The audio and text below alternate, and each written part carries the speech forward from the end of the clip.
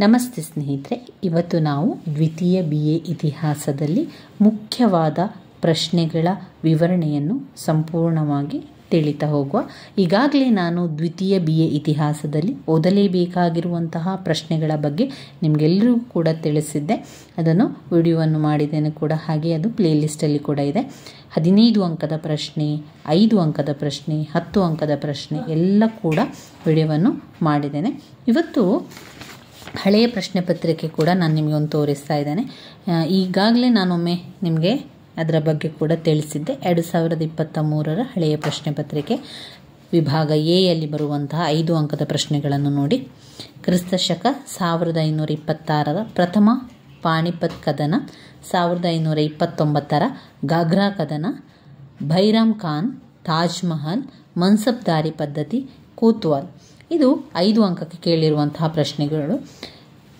ನೀವು 15 ಅಂಕದ ಪ್ರಶ್ನೆಗಳನ್ನು ಓದಬೇಕಾದ್ರೆ ಅದರ ನಡುವಲ್ಲಿ ಈ ಎಲ್ಲ ಪ್ರಶ್ನೆಗಳು ಇರೋದರಿಂದ ಸ್ವಲ್ಪ ವಿವರಣೆ ಅದರಲ್ಲಿ ಇರ್ತದೆ. ಅದನ್ನೇ ನಾವು ಸ್ವಲ್ಪ ವಿವರವಾಗಿ ಬರಿತಾ ಹೋಗಬೇಕಾಗ್ತದೆ. ವಿಭಾಗ ಬಿಯಲ್ಲಿ 10 ಅಂಕದ ಪ್ರಶ್ನೆಗಳು ಬರುವಂಥದ್ದು.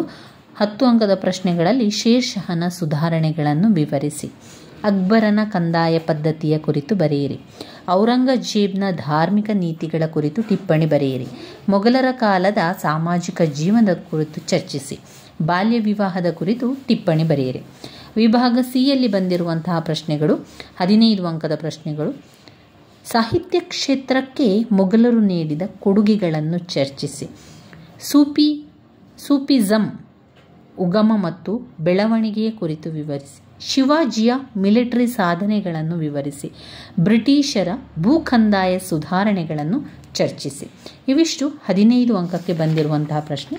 ಹಳೆಯ ಪ್ರಶ್ನೆ ಪತ್ರಿಕೆಗಳನ್ನು ನೀವು ನೋಡಿದರೆ ಕೆಲವೊಂದು ಪ್ರಶ್ನೆಗಳು ರಿಪೀಟ್ ಆಗಿ ಬಂದಿರುವಂಥದ್ದು ಇರ್ತದೆ.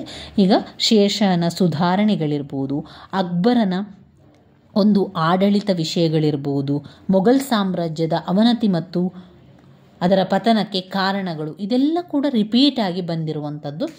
ಮನ್ಸಬ್ದಾರಿ ಪದ್ಧತಿ ವ್ಯವಸ್ಥೆ ನೋಡಿ, ಇದು 5 ಅಂಕದ ಪ್ರಶ್ನೆಯಲ್ಲಿ ಬರುವಂಥದ್ದು. ಆಮೇಲೆ ವಿಜಯನಗರದ ಸಾಹಿತ್ಯದ ಬಗ್ಗೆ, ಸೂಫಿ ಪಂಥದ ಬಗ್ಗೆ, ಆಮೇಲೆ ಬಾಲಾಜಿ ಬಾಜಿರಾವ್, 3ನೇ ಪಾಣಿಪತ್ ಕದನ, ಬಾಲಾಜಿ ವಿಶ್ವನಾಥನವರ ಸಾಧನೆಗಳು. ಆಮೇಲೆ ಬ್ಲಾಕ್ 4ರಲ್ಲಿ ನಾವು ನೋಡಿದರೆ ಬ್ರಿಟಿಷರ ಒಂದು ಭೂಕಂದಾಯದ ರೀತಿ, ಸಾಮಾಜಿಕ ಧಾರ್ಮಿಕ ಸುಧಾರಣಾ ಚಳುವಳಿಗಳು, ವುಡ್ಸ್ ವರದಿ, ಇವೆಲ್ಲ ಕೂಡ ಪದೇ ರಿಪೀಟ್ ಆಗಿರುವಂತಹ ಪ್ರಶ್ನೆಗಳಾಗಿದೆ. ಅದನ್ನೆಲ್ಲವನ್ನು ಕೂಡ ನಾವು ಓದ್ತಾ ಹೋಗಬೇಕು. ಇವತ್ತು ನಾನು ನಿಮಗೆ 5 ಅಂಕದ ಪ್ರಶ್ನೆಗಳ ವಿವರಣೆಯನ್ನು ತಿಳಿಸ್ತಾ ಹೋಗ್ತೇನೆ. 5 ಅಂಕದ ಪ್ರಶ್ನೆಗಳನ್ನು ಮಾತ್ರ ನಾನು ಇವತ್ತು ನಿಮಗೆ ತಿಳಿಸ್ತಾ ಹೋಗ್ತೇನೆ. ಮೊದಲಿಗೆ ಹುಮಾಯೂನ್ ನಾಮದ ಬಗ್ಗೆ 5 ಅಂಕಕ್ಕೆ ಪ್ರಶ್ನೆಯನ್ನು ಕೇಳ್ತಾರೆ. ಈಗಾಗಲೇ ಹಳೆಯ ಪ್ರಶ್ನೆ ಪತ್ರಿಕೆಗಳನ್ನು ನೀವು ನೋಡಿದರೆ 2-3 ಬಾರಿ ಹುಮಾಯೂನ್ ನಾಮದ ಬಗ್ಗೆ ಕೇಳಿದ್ದಾರೆ. ಏನು ಅದರ ವಿಚಾರ ಏನು ಎನ್ನುವಂಥದ್ದು ನಿಮಗೆ ಅರ್ಥ ಆಗಬೇಕು. ಆ ಒಂದು ವಿಚಾರ ಅರ್ಥ ಆದರೆ ನಂತರ ನಿಮಗೆ ಇನ್ನಷ್ಟು ವಿಚಾರಗಳನ್ನು ಬರೀಲಿಕ್ಕೂ ಕೂಡ ಸಹಾಯ ಆಗ್ತದೆ. ಹುಮಾಯೂನ್ ನಾಮದ ಕರ್ತೃ ಗುಲ್ ಬದನ್ ಬೇಗಂ ಅವರು. ಈಕೆ ಬಾಬರನ ಮಗಳು ಮತ್ತು ಹುಮಾಯೂನ್ನನ ಬಲ ಸಹೋದರಿ. ಅಂದರೆ ಇಲ್ಲಿ ನಿಮಗೆ ಏನು ಅರ್ಥ ಆಯಿತು?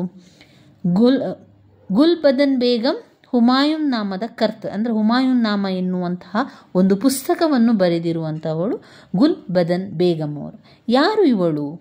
ಈಕೆ ಬಾಬರನ ಮಗಳು, ಹಾಗೆಯೇ ಹುಮಾಯೂನ್ನ ಸಹೋದರಿ. ಹಾಗಾದರೆ ಹುಮಾಯೂನ್ ಮತ್ತು ಗುಲ್ ಬದನ್ ಬೇಗಂ ಅಣ್ಣ ಮತ್ತು ತಂಗಿಯರಾಗಿರುವಂಥದ್ದು. ಬಾಬರನ ಮಕ್ಕಳವರು, ಬಾಬರನ ಮಕ್ಕಳು ಗುಲ್ ಬದನ್ ಬೇಗಂ ಮತ್ತು ಹುಮಾಯೂನ್ ನಾಮ ಎನ್ನುವಂತಹ ಪುಸ್ತಕವನ್ನು ಬರೆದವಳು ಗುಲ್ ಬದನ್ ಬೇಗಂ, ಅಂದರೆ ಅವನ ಹುಮಾಯೂನ್ನ ಸಹೋದರಿ. ಗುಲ್ ಬದನ್ ಬೇಗಂ ಉತ್ತಮ ವಿದ್ಯಾವಂತಳು, ಸಂಸ್ಕೃತಿವಂತಳು ಆಗಿದ್ದಳು.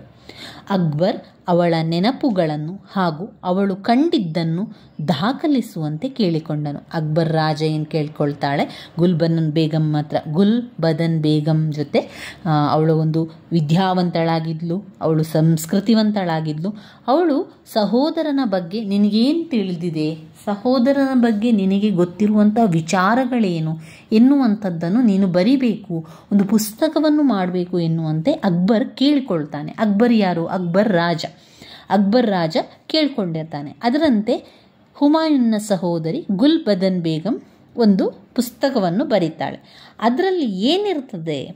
ಅದರಲ್ಲಿ ತನ್ನ ಸಹೋದರನ ನೆನಪುಗಳು, ತನ್ನ ಸಹೋದರನ ಜೀವನದ ಕುರಿತು ಬರೆಯುವಂಥದ್ದು. ಹುಮಾಯೂನ್ನ ಜೀವನದ ಕುರಿತು ಕೃತಿಯನ್ನು ರಚಿಸಿದಳು. ಈಕೆಯು ಹುಮಾಯೂನ್ನ ಜೀವನದಲ್ಲಿ ನಡೆದ ವೈಪರೀತ್ಯಗಳು, ಶೇರ್ ಶಾ ಮತ್ತು ಹುಮಾಯೂನ್ನ ಜೀವನದ ಕುರಿತು ಸಂಪೂರ್ಣವಾಗಿ ವಿವರವಾಗಿ ಅವಳು ಬರೆದಿದ್ದಾಳೆ. ಈಕೆಯು ಹುಮಾಯೂನ್ನ ಜೀವನದಲ್ಲಿ ನಡೆದಂತಹ ವೈಪರೀತ್ಯಗಳೇನು, ಶೇರ್ ಶಾ ಮತ್ತು ಹುಮಾಯೂನ್ನನಿಗೆ ನಡೆದಂತಹ ಯುದ್ಧಗಳು ಯಾವುದು, ಹುಮಾಯೂನ್ನನ ಸಮಸ್ಯೆಗಳೇನು, ಹುಮಾಯೂನ್ನನು ಅನುಭವಿಸಿರುವಂತಹ ತೊಂದರೆಗಳೇನು, ಆತನ ಸಹೋದರನೊಂದಿಗಿರುವಂತಹ ಸಂಬಂಧ ಏನು, ಅವನ ಸಹೋದರರು ಹುಮಾಯೂನ್ನನಿಗೆ ಮಾಡಿದಂತಹ ಮೋಸ, ವಂಚನೆ, ಅನ್ಯಾಯಗಳನ್ನು ಇವುಗಳನ್ನೆಲ್ಲ ಕೂಡ ಅದ್ಭುತವಾಗಿ ಚಿತ್ರಿಸಿದ್ದಾಳೆ ಸಹೋದರಿ ಗುಲ್ಬದನ್ ಬೇಗಂ. ತಾರಿಕ್ ಇ ಹುಮಾಯೂನ್ನ ಕರ್ತೃ ಚೌಹಾರ್ ಅಫ್ತಾಬಿ, ಈತನು ಹುಮಾಯೂನ್ನನ ಸೇವಕನಾಗಿದ್ದನು. ಇನ್ನೊಂದು ಪುಸ್ತಕ ತಾರಿಕ್ ಇ ಹುಮಾಯೂನ್ ಎನ್ನುವಂಥದ್ದು. ಈತನು ಹುಮಾಯೂನ್ನ ಸೇವಕನಾಗಿದ್ದು 75 ವರ್ಷಗಳ ಕಾಲ ಹುಮಾಯೂನ್ನನಿಗೆ ನಿಷ್ಠೆಯಿಂದ ಸೇವೆ ಸಲ್ಲಿಸಿದ್ದನು. ಈತನು ತನ್ನ ಯಜಮಾನನ ಗುಣಗಳನ್ನು ಹಾಗೂ ವ್ಯಕ್ತಿತ್ವವನ್ನು ವಿವರವಾಗಿ ತಿಳಿಸಿದ್ದಾರೆ. ಈತನು ತನ್ನ ವೃದ್ಧಾಪ್ಯದ ಕಾಲದಲ್ಲಿ ಕೃತಿ ರಚನೆ ಕೈಗೊಂಡನಾದರೂ ಹುಮಾಯೂನ್ನನು ಜೀವನ ಚಿತ್ರಣವನ್ನು ಅರಿಯುವಲ್ಲಿ ತಾರಿಕ್ ಇ ಹುಮಾಯೂನ್ ಕೃತಿಯು ಬಹಳ ಉಪಯುಕ್ತವಾಗಿರುವಂಥದ್ದು. ಇದರಲ್ಲಿ ಅವರು ಕೇಳುವಂಥದ್ದು ಹುಮಾಯೂನ್ ನಾಮ ಎನ್ನುವಂಥದ್ದು. ಇದು 3 ಕೂಡ ಪುಸ್ತಕಗಳೇ. ಹುಮಾಯೂನ್ ನಾಮ, ತಾರಿಕ್ ಇ ಹುಮಾಯೂನ್ ಮತ್ತು ತಾರಿಕ್ ಇ ಶೇರ್ ಶಾಹಿ ಎನ್ನುವಂಥದ್ದು. ಹುಮಾಯೂನ್ ನಾಮವನ್ನು ಗುಲ್ಬದನ್ ಬೇಗಂ ಹುಮಾಯೂನ್ನನ ಎಲ್ಲ ವಿಚಾರಗಳನ್ನು, ಅವನು ಅನುಭವಿಸಿರುವಂತಹ ಸಮಸ್ಯೆಗಳನ್ನು, ತೊಂದರೆಗಳನ್ನು ಬರೆದಿರುವಂಥದ್ದು. ತಾರಿಕ್ ಇ ಹುಮಾಯೂನ್ ಎನ್ನುವಂಥದ್ದು ಚೌಹಾರ್ ಅಫ್ತಾಬಿ ಬರೆದಿರುವಂಥದ್ದು. ಹುಮಾಯೂನ್ನ ಸೇವಕನಾಗಿದ್ದನು. ಹುಮಾಯೂನ್ನ ಸೇವಕನು 25 ವರ್ಷಗಳ ಕಾಲ ಹುಮಾಯೂನ್ನನಿಗೆ ನಿಷ್ಠೆಯಿಂದ ಸೇವೆಯನ್ನು ಸಲ್ಲಿಸಿದ್ದನು. ಅವನು ತನ್ನ ಯಜಮಾನನ ಗುಣಗಳನ್ನು ಬರೆಯುವಂಥದ್ದು. ತಾರಿಕ್ ಇ ಶೇರ್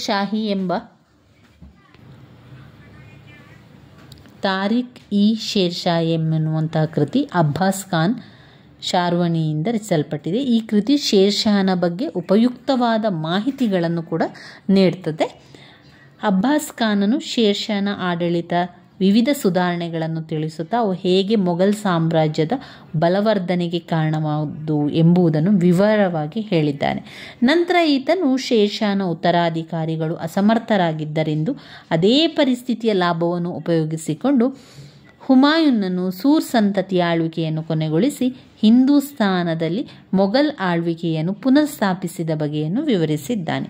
ಒಟ್ಟಿನಲ್ಲಿ ಶೇರ್ ಶಾಹನ ಸಾಧನೆಗಳು ಮತ್ತು ಹುಮಾಯೂನ್ನ ತನ್ನ ಅಧಿಕಾರವನ್ನು ಪುನರ್ಸ್ಥಾಪಿಸುವಲ್ಲಿ ನಡೆಸಿದ ಹೋರಾಟವನ್ನು ತಿಳಿಯಲು ತಾರಿಕ್ ಇ ಶೇರ್ ಶಾಹಿ ಉಪಯುಕ್ತವಾದ ಕೃತಿಯಾಗಿದೆ. ಅದರಿಂದ ಈ 3 ಕೂಡ ಒಂದು ಕೃತಿಯಾಗಿರುವಂಥದ್ದು, ಒಂದು ಪುಸ್ತಕ. ಹುಮಾಯೂನ್ ನಾಮ, ತಾರಿಕ್ ಇ ಹುಮಾಯೂನ್ ಮತ್ತು ತಾರಿಕ್ ಇ ಶೇರ್ ಶಾಹಿ ಎನ್ನುವಂತಹ ಕೃತಿ. ಅದು 5 ಅಂಕಕ್ಕೆ ಕೇಳುವಂತಹ ಪ್ರಶ್ನೆ. ಹಲವು ಪ್ರಶ್ನೆ ಪತ್ರಿಕೆಗಳಲ್ಲಿ ನೀವು ನೋಡಿರ್ಬೋದು. ಅದನ್ನು 5 ಅಂಕಕ್ಕೆ ಬರುವಂತಹ ಪ್ರಶ್ನೆಯಾಗಿದೆ. ಇನ್ನು ನಾವು 5 ಅಂಕದ ಪ್ರಶ್ನೆ ಮಾತ್ರ ನಾವು ಈ ವಿಡಿಯೋದಲ್ಲಿ ತಿಳಿತಾ ಹೋಗುವ ಸ್ನೇಹಿತರೆ. ಅದಾದ ನಂತರ 10 ಅಂಕದ ಪ್ರಶ್ನೆಗಳು, 15 ಅಂಕದ ಪ್ರಶ್ನೆಗಳು ಎಲ್ಲವನ್ನು ಕೂಡ ತಿಳಿಯುವ. ಯಾರೆಲ್ಲ ಓದಲಿಕ್ಕೆ ಆರಂಭ ಮಾಡಲಿಲ್ಲೋ ಇವತ್ತಿನಿಂದ ಆದರೂ ಕೂಡ ನಿಮ್ಮ ತಯಾರಿಯನ್ನು ಆರಂಭಿಸಿ. ಸ್ವಲ್ಪ ದಿನದಲ್ಲಿ 1 ಗಂಟೆಗಳ ಕಾಲ ಆದರೂ ನಿಮ್ಮ ಪರೀಕ್ಷೆಯ ತಯಾರಿ ಆರಂಭ ಆಗಲಿ. ಇನ್ನು 5 ಅಂಕದ ಒಂದು ಪ್ರಶ್ನೆ, ಪಾಣಿಪತ್ ಯುದ್ಧದ ಪರಿಣಾಮ, ಪಾಣಿಪತ್ ಕದನದ ಪರಿಣಾಮವನ್ನು ಕೇಳ್ತಾರೆ. ಅಥವಾ ಪಾಣಿಪತ್ ಯುದ್ಧದ ಬಗ್ಗೆ, ಮೊದಲ ಪಾಣಿಪತ್ ಯುದ್ಧ ಅಥವಾ ಯಾವುದಾದ್ರೂ ಒಂದು ರೀತಿಯಲ್ಲಿ ಪ್ರಶ್ನೆಯನ್ನು ಕೇಳ್ತಾರೆ. ನೀವು ಇಲ್ಲಿ 2023ರ ಪ್ರಶ್ನೆ ಪತ್ರಿಕೆಯಲ್ಲಿ ಕ್ರಿಸ್ತ ಶಕ 1526 ಪ್ರಥಮ ಪಾನಿಪತ್ ಕದನ ಅಂತ ಕೊಟ್ಟಿದ್ದಾರೆ. ಇದು 5 ಅಂಕದ ಪ್ರಶ್ನೆ. ಇದೆಲ್ಲಿ ನೋಡಿ, ಪುಟ ಸಂಖ್ಯೆ 18ರಲ್ಲಿದೆ ನೋಡಿ. ಮೊದಲನೆಯ ಪಾನಿಪತ್ ಯುದ್ಧ ಕ್ರಿಸ್ತ ಶಕ 1526. ಇಲ್ಲಿ ನಾನು ಗುರುತು ಹಾಕ್ಕೊಂಡಿರುವಂಥದ್ದು ಅದರ ಪರಿಣಾಮ, ಪಾಣಿಪತ್ ಯುದ್ಧದ ಪರಿಣಾಮವನ್ನು ಕೂಡ ಒಂದು ಪ್ರಶ್ನೆ ಪತ್ರಿಕೆಯಲ್ಲಿ ಬಂದಿದೆ. 2023ರಲ್ಲಿ ಏನು ಕೇಳಿದ್ದಾರೆ, ಮೊದಲನೆಯ ಪಾಣಿಪತ್ ಯುದ್ಧದ ಬಗ್ಗೆ ಕ್ರಿಸ್ತ ಶಕ 1526 ಅದನ್ನೊಮ್ಮೆ ತಿಳ್ಕೊಳ್ಳುವ. ಒಮ್ಮೆ ಅದರ ಬಗ್ಗೆ ಓದ್ಕೊಳ್ಳಿ, ಅದರೊಳಗೆ ಏನಿದೆ ವಿಚಾರ, ಯಾವ ರಾಜರು ಯುದ್ಧವನ್ನು ಮಾಡ್ತಾರೆ, ಎಲ್ಲಿ ಯುದ್ಧವನ್ನು ಮಾಡ್ತಾರೆ ಎನ್ನುವಂಥದ್ರ ಬಗ್ಗೆ ನಿಮಗೆ ಸ್ವಲ್ಪ ಗೊತ್ತಾದರೆ ಸಾಕು. ನಂತರ ನೀವು ಅದನ್ನು ವಿವರಿಸ್ತಾ ಹೋಗ್ಬೋದು. ಬಾಬರನು ಸಕಲ ಸಿದ್ಧತೆಗಳೊಂದಿಗೆ, ಯಾರು ಮಾಡಿರುವಂಥದ್ದು ಈ ಯುದ್ಧ? ಬಾಬರ ಏನು ಮಾಡ್ತಾನೆ? ಸಕಲ ಸಿದ್ಧತೆಯೊಂದಿಗೆ 1525ರಲ್ಲಿ 5ನೆಯ ಬಾರಿಗೆ ಭಾರತದತ್ತ ದಂಡಯಾತ್ರೆಯನ್ನು ಕೈಗೊಳ್ತಾನೆ. ಬಾಬರನು ತನ್ನ ಕೈ ಕೆಳಗೆ 12,000 ಸೈನಿಕರುಗಳಿಂದ ಕೂಡಿದ್ದ ಒಂದು ಸುಸಜ್ಜಿತ ಸೇನೆಯನ್ನು ಹೊಂದಿದ್ದರು. ಯಾರು? ಬಾಬರನು 1525ರಲ್ಲಿ ಏನು ಮಾಡಿದ? ಇದು 26ರಲ್ಲಿ ಮೊದಲ ಪಾಣಿಪತ್ ಯುದ್ಧ ನಡೆಯುವಂಥದ್ದು. ಅದರಿಂದ 1 ವರ್ಷ ಹಿಂದೆ, ಅಂದರೆ 1525ರಲ್ಲಿ 5ನೆಯ ಬಾರಿಗೆ ಭಾರತದತ್ತ ದಂಡಯಾತ್ರೆಯನ್ನು ಹೋಗ್ತಾನೆ. ಅವನ ಕೆಳಗೆ ಕೈ ಕೆಳಗೆ 12,000 ಸೈನಿಕರು ಕೂಡ ಇದ್ದರು. ಸುಸಜ್ಜಿತವಾದ ಒಂದು ಸೇನೆ ಇತ್ತು. ಇದರೊಂದಿಗೆ ಹುಮಾಯೂನನ ಸೈನ್ಯವು ಬದಖ್ಶಾನಿಂದ ಬಂದು ಬಾಬರನ ಸೈನ್ಯವನ್ನು ಸೇರಿತು. ಹುಮಾಯೂನ್ನ ಸೈನ್ಯ ಕೂಡ ಬಾಬರನ ಸೈನ್ಯವನ್ನು ಸೇರ್ತದೆ. ಬಾಬರನ ಸೇನೆಯನ್ನು ಕಂಡ ದೌಲತ್ ಖಾನ್ ಲೂದಿ ಪಲಾಯನ ಕೂಡ ಮಾಡ್ತಾನೆ. ಅವನ ಒಂದು ಸುಸಜ್ಜಿತವಾದ ಸೇನೆಯನ್ನು ನೋಡಿ ದೌಲತ್ ಖಾನ್ ಏನು ಮಾಡ್ತಾನೆ? ದೌಲತ್ ಖಾನ್ ಲೂದಿ ಪಲಾಯನ ಮಾಡಿದನು. ಬಾಬರನ ಸೇನೆ ಅವನನ್ನು ಅಟ್ಟಿಸಿಕೊಂಡು ಹೋಗಿ ಅವನನ್ನು ಸೆರೆ ಹಿಡಿದು ಬಾಬರನ ಮುಂದೆ ತಂದು ಒಪ್ಪಿಸಿದರು. ಯಾರನ್ನು? ದೌಲತ್ ಖಾನ್ ಲೂದಿಯನ್ನು ಬಾಬರನ ಸೈನಿಕರು ತಂದು ಒಪ್ಪಿಸಿದರು. ಬಾಬರ್ ದೌಲತ್ ಖಾನ್ ಲೂದಿಯನ್ನು ಸೆರೆಯಲ್ಲಿಡ್ತಾನೆ, ಸೆರೆಮನೆಗೆ ಹಾಕ್ತಾನೆ. ಪಂಜಾಬಿನ ಇತರ ಭಾಗಗಳನ್ನು ತನ್ನ ಅಧಿಕಾರಕ್ಕೆ ತೆಗೆದುಕೊಳ್ಳಲು ಬಾಬರನು ಶ್ರಮವಹಿಸ್ತಾನೆ.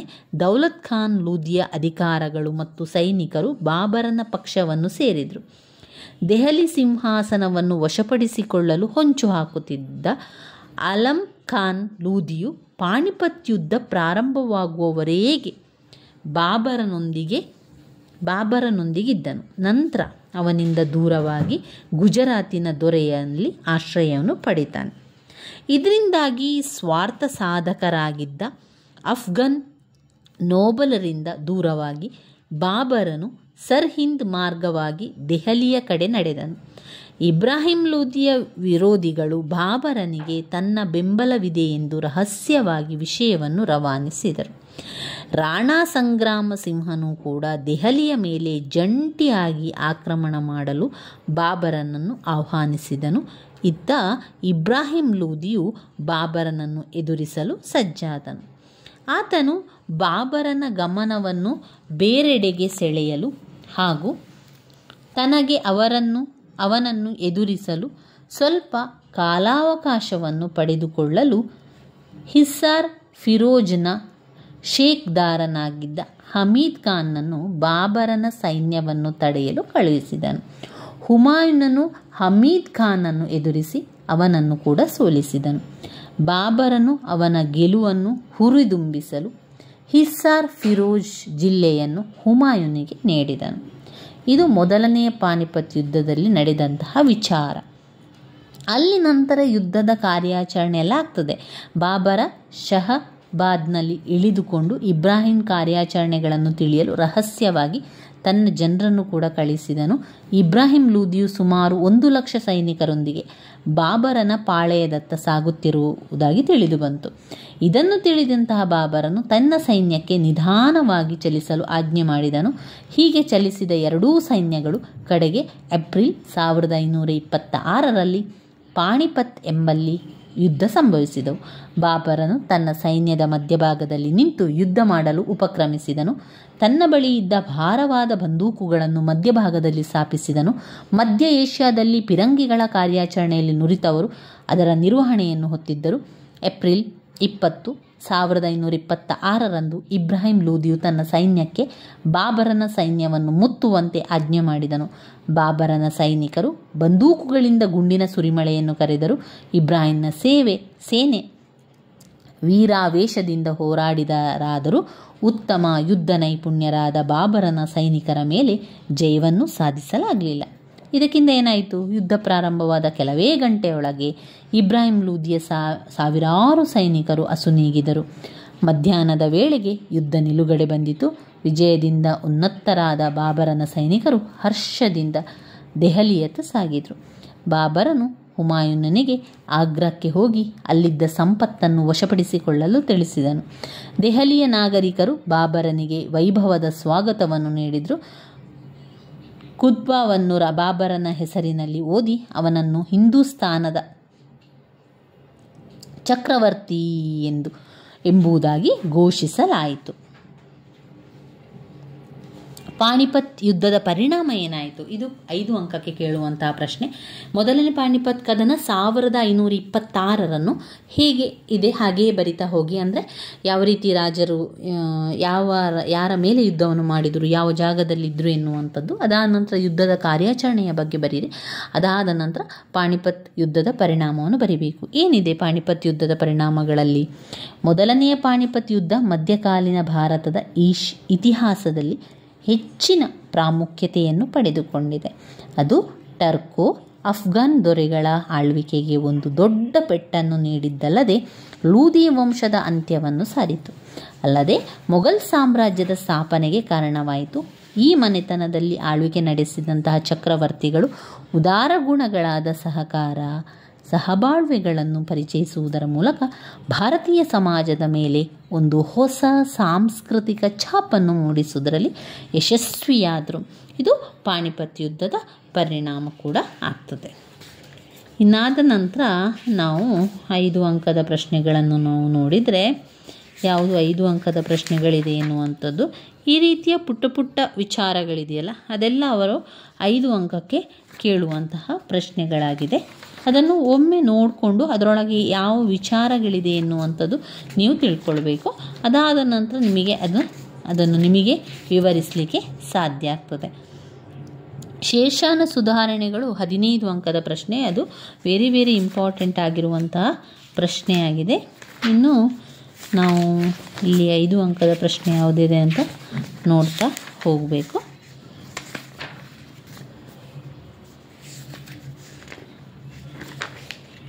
ನೋಡಿ, ಭೈರಮ್ ಖಾನ್ 5 ಅಂಕಕ್ಕೆ ಕೇಳಿರುವಂಥ ಪ್ರಶ್ನೆ. ಇವಿಷ್ಟು ವಿಚಾರ ಇದೆ. ಇದನ್ನು ನೀವು ಸ್ವಲ್ಪ ವಿವರವಾಗಿ ಬರೆದು ಪರೀಕ್ಷೆಗೆ ಬರಿಬೇಕಾಗ್ತದೆ. 1.5 ಪುಟದಷ್ಟು ಬರಿಬೇಕು ಅಂತಾದರೆ ನೀವು ವಿವರವಾಗಿ ಬರಿಬೇಕಾಗ್ತದೆ. ನೋಡಿ, 2023 ಪ್ರಶ್ನೆಯಲ್ಲಿ 5 ಅಂಕದ ಪ್ರಶ್ನೆಯಲ್ಲಿ ಭೈರಮ್ ಖಾನ್ ಬಂದಿದೆ. ನೋಡಿ, ಒಂದು ಕ್ರಿಸ್ತಶಕ 1526 ಪ್ರಥಮ ಪಾಣಿಪತ್ ಕದನ ಬಂದಿದೆ. ಅದಾದ ನಂತರ ಭೈರಮ್ ಖಾನ್ ಪುಟ ಸಂಖ್ಯೆ 44ರಲ್ಲಿದೆ. ನೋಡಿ, ಪುಟ ಸಂಖ್ಯೆ 44ರಲ್ಲಿ ಭೈರಮ್ ಖಾನ್ನ ಬಗ್ಗೆ ಇದೆ. ಭೈರಮ್ ಖಾನ್ ಯಾರು ಎನ್ನುವಂಥದ್ದನ್ನು ನೋಡ್ತಾ ಹೋಗುವ.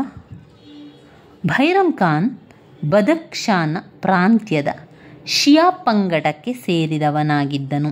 ಯಾರು? ಭೈರಮ್ ಖಾನ್ ಬದಖ್ಶಾನ್ ಪ್ರಾಂತ್ಯದ ಶಿಯಾ ಪಂಗಡ, ಅವರದು ಪಂಗಡ ಯಾವುದು?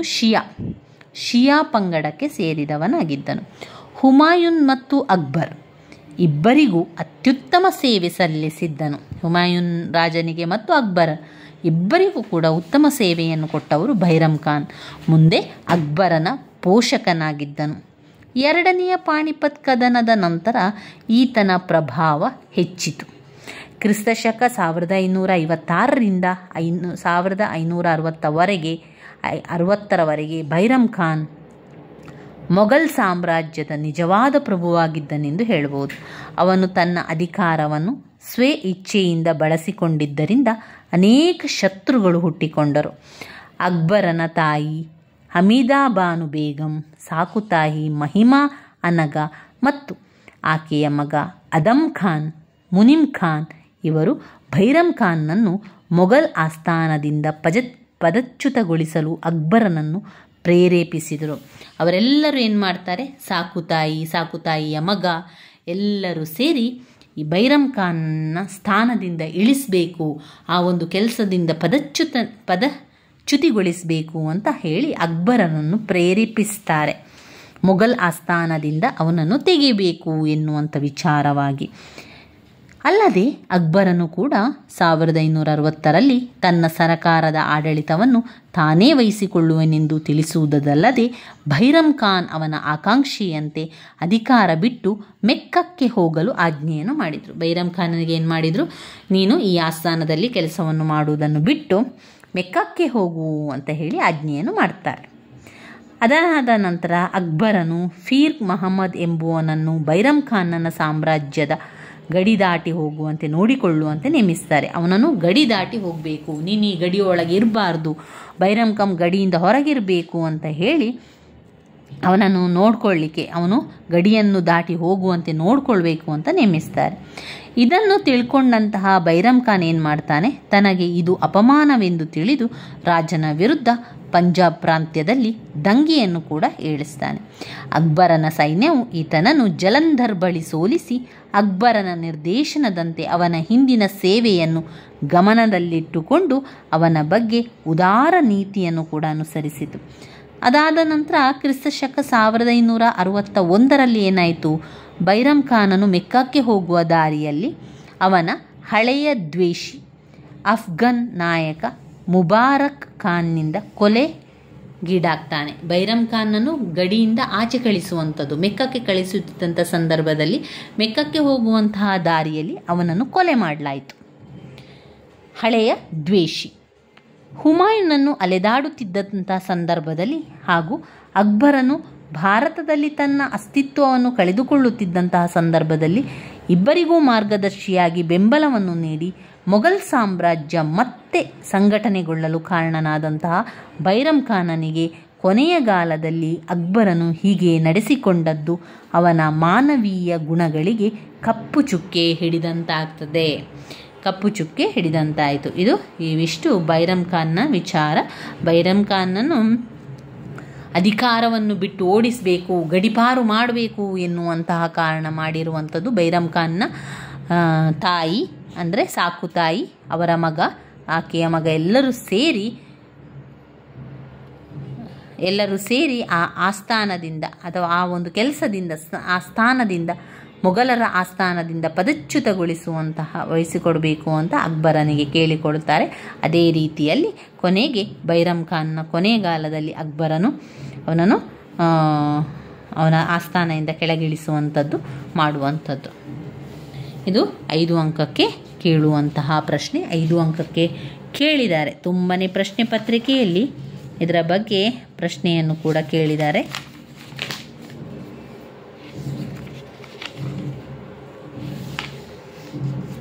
ಇನ್ನು 5 ಅಂಕಕ್ಕೆ ಬರುವಂತಹ ಪ್ರಶ್ನೆ ಯಾವುದು ಅಂತ ನೋಡ್ಕೊಳ್ಳುವ. ಅಕ್ಬರನ ನೀತಿ 15 ಅಂಕಕ್ಕೆ ಕೇಳುವಂತಹ ವೆರಿ ಇಂಪಾರ್ಟೆಂಟ್ ಆಗಿರುವಂತಹ ಪ್ರಶ್ನೆ.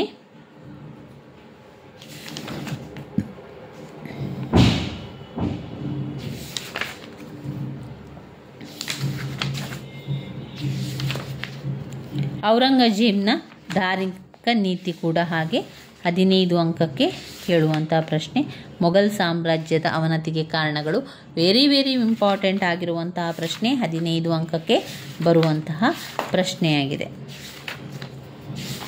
ಇನ್ನು ಮನ್ಸಬ್ದಾರಿ ಪದ್ಧತಿ ನೋಡಿ. ಮನ್ಸಬ್ದಾರಿ ಪದ್ಧತಿ 5 ಅಂಕಕ್ಕೆ 2023ರಲ್ಲಿ 5 ಅಂಕಕ್ಕೆ ಕೇಳಿರುವಂತಹ ಪ್ರಶ್ನೆ. ಮನ್ಸಬ್ದಾರಿ ಪದ್ಧತಿಯ ವ್ಯವಸ್ಥೆ ತುಂಬಾ ಮುಖ್ಯವಾಗಿರುವಂಥದ್ದು. ಮನ್ಸಬ್ದಾರರು, ಅದರ ಒಂದು ವ್ಯವಸ್ಥೆ ಏನು, ಮನ್ಸಬ್ದಾರರು ಎಂದರೆ ಯಾರು, ಮನ್ಸಬ್ದಾರರ ಕರ್ತವ್ಯಗಳೇನು, ಅವರ ವರಮಾನ, ಮೊಘಲ್ ಸೈನ್ಯ, ಇದೆಲ್ಲ ಕೂಡ ಅದರಲ್ಲಿ ಬರುವಂತಹ ವಿಚಾರವಾಗಿದೆ ಸ್ನೇಹಿತರೆ. ಮನ್ಸಬ್ದಾರಿ ಪದ್ಧತಿ ಏನು? ಈ ಮನ್ಸಬ್ದಾರಿ ಪದ್ಧತಿ ಅಂದರೆ, ಮನ್ಸಬ್ದಾರಿ ಪದ್ಧತಿ ಅಂದರೆ ಮೊಘಲರ ಸೈನಿಕ ವ್ಯವಸ್ಥೆಯನ್ನೇ ಮನ್ಸಬ್ದಾರಿ ಪದ್ಧತಿ ಅಂತ ಹೇಳುವಂಥದ್ದು. ನಮಗೆ ಅದು ಮೊದಲಿಗೆ ಗೊತ್ತಾಗಬೇಕು. ಮನ್ಸಬ್ದಾರಿ ಅಂದರೆ ಏನು ಎನ್ನುವಂಥ ಅರ್ಥ ನಮಗೆ ಗೊತ್ತಾದರೆ ನಂತರ ನಮಗೆ ಬರೀಲಿಕ್ಕೆ ತುಂಬಾ ಸುಲಭ ಆಗ್ತದೆ. ಮನ್ಸಬ್ದಾರಿ ಅಂದರೆ ಒಂದು ಸೈನಿಕ ವ್ಯವಸ್ಥೆ. ಒಂದು ದೇಶದಲ್ಲಿ ಮಾಡುವಂಥ ಒಂದು ಸೈನ್ಯ ಇದೆಯಲ್ಲ, ಅದರ ಒಂದು ವ್ಯವಸ್ಥೆಯನ್ನು ಮಾಡುವಂಥದ್ದು, ಅದಕ್ಕೆ ನಾವು ಹೇಳುವಂಥದ್ದು ಮನ್ಸಬ್ದಾರಿ ವ್ಯವಸ್ಥೆ ಅಂತ. ದೆಹಲಿಯ ಸುಲ್ತಾನರ ಕಾಲದಲ್ಲಿಯೇ ಈ ಒಂದು ವ್ಯವಸ್ಥೆ ಇತ್ತು. ಶೇರ್ಷಹ ಸೂರನು ಕೂಡ ಅವನ ಸೈನ್ಯದಲ್ಲಿ ಒಂದು ರೀತಿಯ ಶ್ರೇಣಿಯನ್ನು ಸ್ಥಾಪಿಸಿದ್ದನು ಮತ್ತು ಅವನ ಸೈನ್ಯದಲ್ಲಿ 1000, 2000 ಅಥವಾ ಇನ್ನೂ ಹೆಚ್ಚಿನ ಸಂಖ್ಯೆಯ ಸೈನಿಕರ ನಾಯಕತ್ವ ವಹಿಸುತ್ತಿದ್ದ ದಳಪತಿಗಳಿದ್ದರು. ಬಾಬರ್ ಮತ್ತು ಹುಮಾಯೂನ್ನ ಕೈ ಕೆಳಗಿದ್ದ ಸೈನ್ಯದಲ್ಲಿ ಮಂಗೋಲರು, ತುರುಷ್ಕರು, ಉಜ್ಬೆನ್ಸ್, ಪರ್ಷಿಯನ್ನರು, ಅಫ್ಘಾನ್ ಮುಂತಾದ ವಿದೇಶಿಯರು ಇರುತ್ತಿದ್ದರು. ಸಂಬಳದ ಬದಲಾಗಿ ಸೇನಾ ದಳಪತಿಗಳಿಗೆ ಭೂಮಿಯನ್ನು ನೀಡ್ತಾ ಇದ್ದರು. ಹುಮಾಯೂನ್ನ ನಂತರ ಅಸಮರ್ಥ ದೊರೆಯಡಿಯಲ್ಲಿ ಅವರು ಸ್ವಾಮಿ ನಿಷ್ಠೆ ಇಲ್ಲದವರಂತೆ ವರ್ತಿಸುತ್ತಿದ್ದರಲ್ಲದೆ ನಿಗದಿಪಡಿಸಲಾಗಿದ್ದ ಸಂಖ್ಯೆಯ ಸೈನಿಕರನ್ನು ಒದಗಿಸಲು ವಿಫಲರಾದರು. ಅವಾಗೇನಾಯಿತು, ಆರಂಭದಲ್ಲಿ ಅವರ ಒಂದು ಸೇನೆಯ ಬಲ ಕಡಿಮೆ ಆಗ್ತಾ ಹೋಯಿತು. ಮೊಘಲ್ ಮತ್ತು ಉಜ್ಬೆನ್ ಸೇನಾಧಿಕಾರಿಗಳ ಬಲವಾದ ವಿರೋಧದ ನಡುವೆಯೂ ಅವನು ಸೇನೆಯ ಮೇಲಿನ ಸಂಪೂರ್ಣ ನಿಯಂತ್ರಣ ಮತ್ತು ನಿರ್ದೇಶನ ಅಧಿಕಾರವನ್ನು ವಹಿಸಿಕೊಂಡನು ಮತ್ತು ಅಮೂಲಾಗ್ರವಾಗಿ ಅದನ್ನು ಹೊಸತಾಗಿ ವ್ಯವಸ್ಥೆಗೊಳಿಸಿದನು.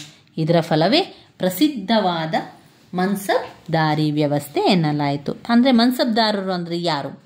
ಮನ್ಸಬ್ ಎಂದರೆ ಒಂದು ಸ್ಥಾನ ಮತ್ತು ಮನ್ಸಬ್ದಾರರು ಎಂದರೆ ಸಾಮ್ರಾಟನ ಸೇವೆಯಲ್ಲಿ ಅಂತಹ ಸ್ಥಾನವನ್ನು ಪಡೆದಿರುವವನು.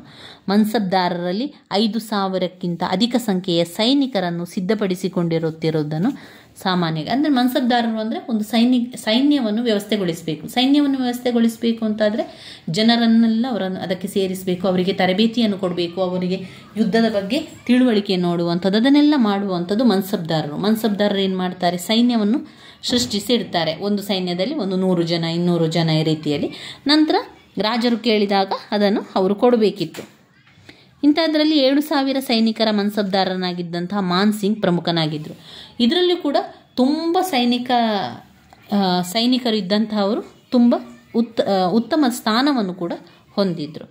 ಮನ್ಸಬ್ದಾರರು ಏನು ಮಾಡಬೇಕಿತ್ತು? ಅವರ ಕರ್ತವ್ಯ ಏನು ಅಂದರೆ, ಮನ್ಸಬ್ದಾರನ ಕರ್ತವ್ಯಗಳು ಮತ್ತು ನಾಗರಿಕ ಮತ್ತು ಸೈನಿಕ ಅಥವಾ ಎರಡರಲ್ಲಿ ಯಾವುದಾದರೊಂದು ಆಗಿರುತ್ತಿದ್ದು, ಸದರ್ ಮತ್ತು ಕಾಜಿ ಇವರನ್ನು ಹೊರತುಪಡಿಸಿ ಸಾಮ್ರಾಜ್ಯದ ಉಳಿದೆಲ್ಲ ಅಧಿಕಾರಗಳನ್ನು ಸೈನಿಕರ ನಾಯಕರ ರೂಪದಲ್ಲಿಯೇ ನೇಮಕವನ್ನು ಮಾಡಿಕೊಳ್ಳಲಾಗ್ತಿತ್ತು. ಪ್ರತಿಯೊಬ್ಬ ಮನ್ಸಬ್ದಾರನು ಒಂದು ನಿಶ್ಚಿತ ವೇತನವನ್ನು ಕೂಡ ಪಡೀತಾ ಇದ್ದರು.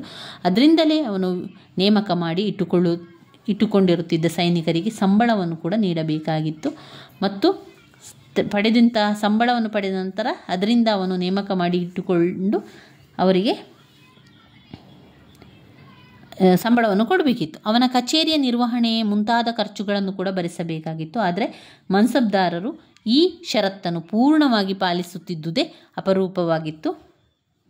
ಇರ್ವಿನ್ ಅವರು ಹೇಳುವಂತೆ, ದಂಡಿನವರ ಹಾಜರಿ ಹಾಕುವುದು, ಕುದುರೆಗಳಿಗೆ ಮುದ್ರೆ ಹಾಕುವ ಪದ್ಧತಿ ಜಾರಿಯಲ್ಲಿದ್ದರೂ ಕೂಡ ಎಲ್ಲೋ ಕೆಲವು ಮನ್ಸಬ್ದಾರರು ಮಾತ್ರ ನಿಶ್ಚಿತ ಸಂಖ್ಯೆಯ ಸೈನಿಕರನ್ನು ಇಟ್ಟುಕೊಳ್ತಾ ಇದ್ದರು. ಅಶ್ವಾರೋಹಿಗಳನ್ನು ಕೂಡ ನಿಗದಿಯಾಗಿದ್ದ ಸಂಖ್ಯೆಗೆ ಅನುಗುಣವಾಗಿ ಇಟ್ಟುಕೊಂಡುತ್ತಿರಲಿಲ್ಲ.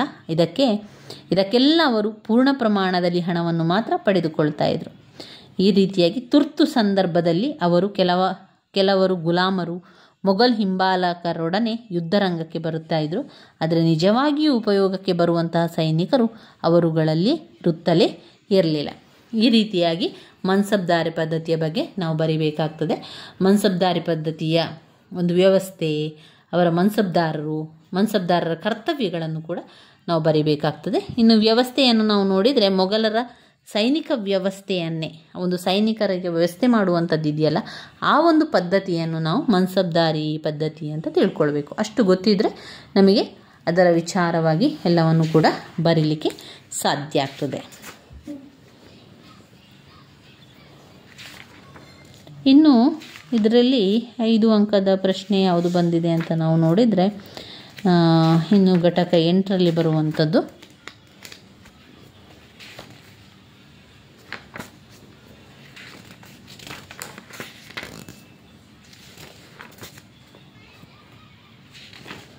ಬೇರೆ ಬೇರೆ 5 ಅಂಕದ ಪ್ರಶ್ನೆಗಳಿದೆ. ನಾವು 15 ಅಂಕದ ಪ್ರಶ್ನೆಯನ್ನು ಓದಬೇಕಾದರೂ ಕೂಡ ಕೆಲವೊಂದು 5 ಅಂಕದ ಪ್ರಶ್ನೆಗಳು ಅದರಲ್ಲಿ ಬರ್ತದೆ. ಅದನ್ನು ನೋಡಿಕೊಂಡು ಅದರೊಳಗೆ ವಿಚಾರ ಏನೇನು ಅಂತ ನಿಮಗೆ 1-2 ಲೈನ್ನಷ್ಟು ವಿಷಯ ಗೊತ್ತಾದರೆ ಸಾಕು. ನಂತರ ನಮಗೆ ಆ ಒಂದು ವಿಷಯವನ್ನು ಇಟ್ಕೊಂಡು 1.5 ಪುಟದಷ್ಟು ಕೂಡ ಬರೀಲಿಕ್ಕೆ ಸಾಧ್ಯ ಆಗ್ತದೆ. ಇನ್ನು ಇಲ್ಲಿ ನಾವು ಸ್ತ್ರೀ ಶಿಕ್ಷಣ ನೋಡಿ. ಸ್ತ್ರೀ ಶಿಕ್ಷಣವು 5 ಅಂಕಕ್ಕೆ ಬಂದಿರುವಂತಹ ಪ್ರಶ್ನೆ. ಸ್ತ್ರೀ ಶಿಕ್ಷಣ ಅಂದರೆ ಮೊಘಲರ ಕಾಲದಲ್ಲಿ ಸ್ತ್ರೀ ಶಿಕ್ಷಣ ಅಂತ, ಅದು 5 ಅಂಕಕ್ಕೆ ಕೇಳುವಂತಹ ಪ್ರಶ್ನೆ. ಮೊಘಲರ ಕಾಲದಲ್ಲಿ ಸ್ತ್ರೀಯರಿಗೆ ಶಿಕ್ಷಣಕ್ಕೆ ಹೆಚ್ಚಿನ ಆದ್ಯತೆಯನ್ನು ಕೊಡ್ತಾ ಇರಲಿಲ್ಲ. ಆದರೂ ಕೂಡ ಶ್ರೀಮಂತರ ಹೆಣ್ಣು ಮಕ್ಕಳಿಗೆ ಕೆಲವು ಮನೆಗಳಲ್ಲಿ ಮನೆಪಾಠವನ್ನು ಕೊಡಿಸಲಾಗ್ತಾ ಇತ್ತು. ಮೊಘಲರ ಕಾಲದಲ್ಲಿ ಉನ್ನತ ಶಿಕ್ಷಣ ಪಡೆದ ಕೆಲವು ಅರಸು ಮನೆತನದ ಮಹಿಳೆಯರೆಂದರೆ ಹುಮಾಯೂನ್ನ ಸೋದರಿ ಗುಲ್ಬದನ್ ಬೇಗಂ. ಇವಳು ಹುಮಾಯೂನ್ ನಾಮ ಎಂಬ ಗ್ರಂಥವನ್ನು ಕೂಡ ರಚಿಸಿದ್ದಳು. ಇವಳು ಅಕ್ಬರನ ತಾಯಿಯಾದ ಹಮೀದಾ ಬಾನು ಬೇಗಂ ಸುಶಿಕ್ಷಿತ ಮಹಿಳೆ ಎಂದು ತನ್ನ ಗ್ರಂಥದಲ್ಲಿ ನಮೂದಿಸಿದ್ದಾಳೆ. ಮಹಂ, ಅನಾಗಾ, ಸಲೀಮಾ, ಸುಲ್ತಾನ ಬೇಗಂ, ನೂರ್ ಜಹಾನ್, ಮುಮ್ತಾಜ್ ಮಹಲ್ ಉನ್ನತ ಶಿಕ್ಷಣವನ್ನು ಪಡೆದಂತಹ ಇತರ ಮಹಿಳೆಯರಾಗಿದ್ದು ರಾಜಕೀಯ ಮತ್ತು ಸಾಂಸ್ಕೃತಿಕ ಕ್ಷೇತ್ರದಲ್ಲಿ ಆಸಕ್ತಿಯನ್ನು ಹೊಂದಿದವರಾಗಿದ್ದರು. ಮಾನ್ಸ್ರೇಟ್ ಪ್ರಕಾರ ಅಕ್ಬರನು ಹೆಚ್ಚಿನ ಪ್ರೋತ್ಸಾಹವನ್ನು ಮಹಿಳೆಯರ ಶಿಕ್ಷಣಕ್ಕೆ ನೀಡಿದರು. ಸ್ತ್ರೀಯರನ್ನು ಪ್ರತ್ಯೇಕವಾಗಿರಿಸುವುದು ಅಂದಿನ ಕಟ್ಟುನಿಟ್ಟಾದ ಒಂದು ಪದ್ಧತಿಯಾಗಿತ್ತು. ತಮ್ಮ ಅಧ್ಯಯನವನ್ನು ಪ್ರತ್ಯೇಕವಾಗಿ ಮುಂದುವರಿಸಬೇಕಾಗಿತ್ತು.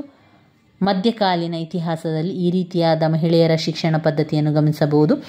ಶಹಜಹಾನನ ಮಗಳಾದ ಜಹಾನಾ ಬೇಗಂ ಔರಂಗಜೇಬ್ನ ಮಗಳಾದ ಜೇಬ್ ಉನ್ನೀಸ್ ವಿಶಿಷ್ಟ ಖ್ಯಾತಿ ಪಡೆದಿದ್ದ ಕವಿಯತ್ರಿಯಾಗಿದ್ದರು.